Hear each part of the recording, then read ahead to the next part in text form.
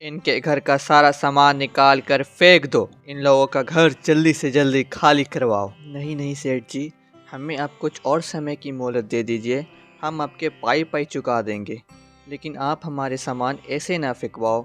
अगर आप हमें ऐसे निकाल देंगे तो हम कहाँ जाएंगे? अरे तुम कहीं भी जाओ, जियो या मरो, मुझे उससे क्या, मुझे मेरा पैसा चाहिए। लेकिन सेठ जी, हमने जितने पैसे उधार लिए थे उसमें से आधा हिस्सा हम तो आपको वापस कर चुके हैं। बाकी का आधा हम इस साल तक वापस कर देंगे। आप हम पर थोड़ा रहम कीजिए। हम अपने दोनों मासूम बच्चों को लेकर कहाँ जाएंगे? अरे मेरी बला से जाओ जहन्नुम में, लेकिन जब तक मेरे पैसे मुझे वापस नहीं करोगे तब तक ये घर खाली करो, समझे? करीब 1 साल पहले राजू ने नया काम शुरू करने के लिए गांव के सेठ जी से पैसे उधार लिए थे, लेकिन राजू का काम सही से नहीं चलने के कारण उसका सारा पैसा डूब जाता है और वह सेठ की पाई पाई चुकाने के लिए मजदूरी करने लगता है। लेकिन अब गांव में मजदूरी का काम भी खत्म होने वाला था। पैसे समय पर नहीं देने की वजह से सेठ ने उसके घर पर कब्जा कर लिया। अब राजू अपनी बीवी और बच्चों के साथ दूसरे गांव चला जाता है, जहां उसका एक जान पहचान का दोस्त रहता था। वह अपना घर उसे रहने के लिए किराए पर देता है। राजू कुछ दिनों तक काम की तलाश में रहता है, लेकिन उसे कहीं भी काम नहीं मिलता। थक हार कर राजू एक पेड़ के नीचे बैठ जाता है। उस पेड़ के पीछे एक बूढ़ी औरत ने पकौड़े की दुकान लगाई हुई थी।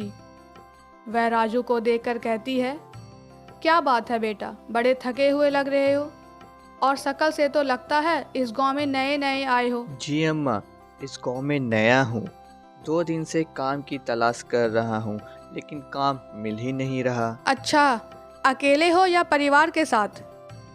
जी अम्मा, मैं अपने पूरे परिवार के साथ आया हूँ।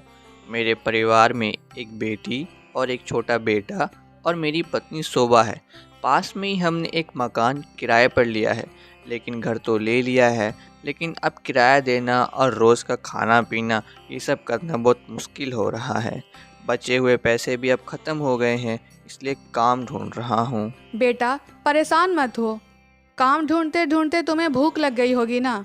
ये लो, ये पकौड़े खा लो। ज़्यादा अच्छे तो नहीं हैं, लेकिन इससे तुम्हारी भूख जरूर मिट जाएगी। लेकिन अम्मा, मेरे पास देने के लिए पैसे नहीं हैं। अरे तो पैसे किसने मांगे हैं? एक तरफ तू अम्मा कहता है और दूसरी तरफ पैसे देने की बात कहता है। भला माँ भी किसी से पैसे लेती है क्या? क्या? मैं तो बेकार में ही डर रहा था कि नए गांव में लोगों से बातचीत कर पाऊंगा कि नहीं, लेकिन आपने तो मेरी सारी परेशानियां दूर कर दी। वैसे ये पकौड़े किस देश के हैं?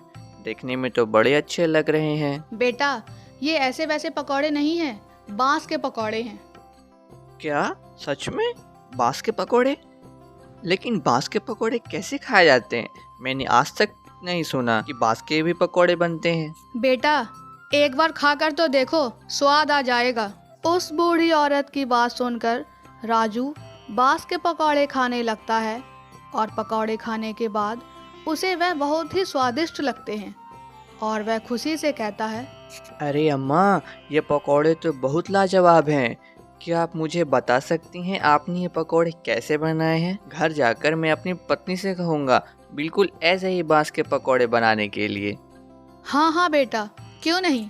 मैं तुम्हें इसकी पूरी विधि बताती हूँ कि मैंने ये बांस के पकौड़े कैसे बनाए हैं। इतना कहकर बूढ़ी औरत राजू को बांस के पकौड़े बनाने की पूरी विधि बता देती है।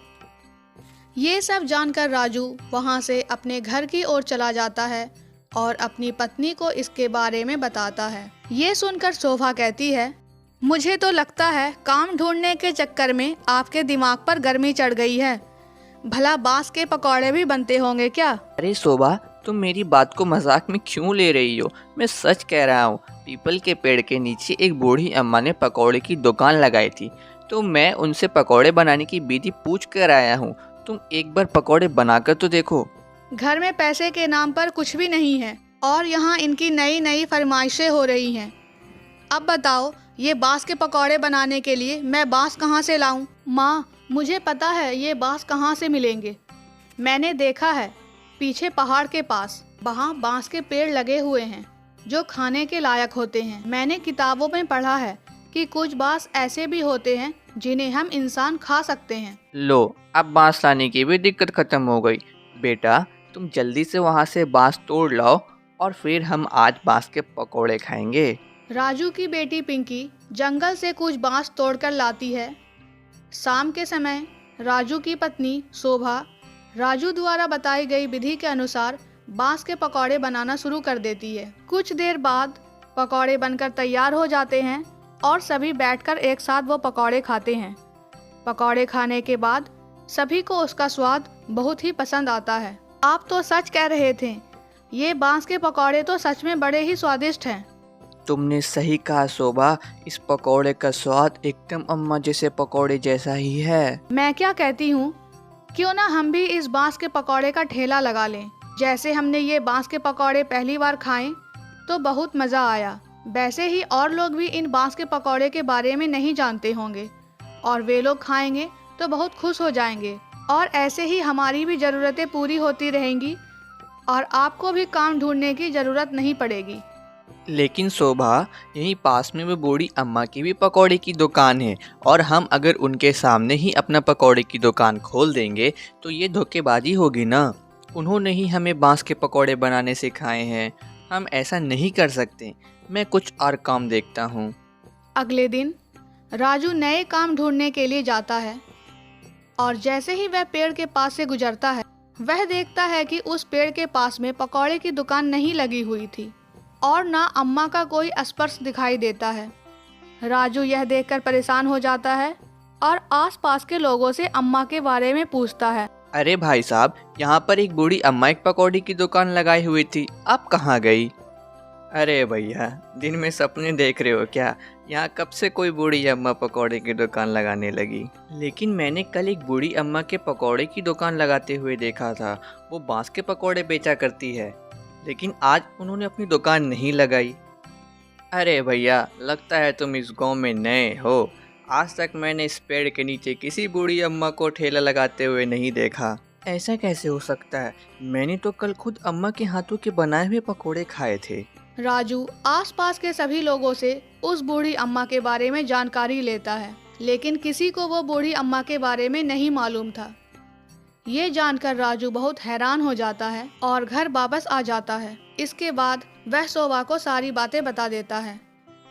शोभा राजू से कहती है, अगर ऐसी बात है तो उस पेड़ के नीचे आप अपना ठेला क्यों नहीं लगा लेते? आपको तो पता ही है ना अपने घर की स्थिति। हमें किसी भी तरीकों से अपना घर छुड़ाना है और इस घर का किराया भी तो देना होगा और उस पर से रोज का खर्च। हाँ शोभा, तुम सही कह रही हो। लगता है ऊपर वाले खुद बूढ़ी अम्मा के रूप में आए थे, इसलिए उन्होंने ही हमें बांस के पकौड़े बनाने का रास्ता बताया है। चलो आज से ही काम पर लग जाते हैं। ठीक है पापा, मैं और सोनू जंगल से बांस ले आते हैं। राजू के दोनों बच्चे कुछ और बांस के पेड़ तोड़ लाते हैं, जिसके बाद शोभा कुछ हरी सब्जियां और बांस के पकौड़े बना देती है और उन सबको लेकर राजू उसी पेड़ के नीचे अपना दुकान लगा लेता है और धीरे धीरे उसकी दुकान पर भीड़ लगने लगती है। लोगों को उसके पकौड़े इतने पसंद आते हैं कि दूर शहर तक उसके बांस के पकौड़े के चर्चे होने लगते हैं और लोग शहर से उसके पकौड़े खाने आते हैं। देखते देखते राजू के पास बहुत पैसे आने लगते हैं। उससे राजू सारा कर्ज चुका देता है और सभी लोग खुशी खुशी रहने लगते हैं।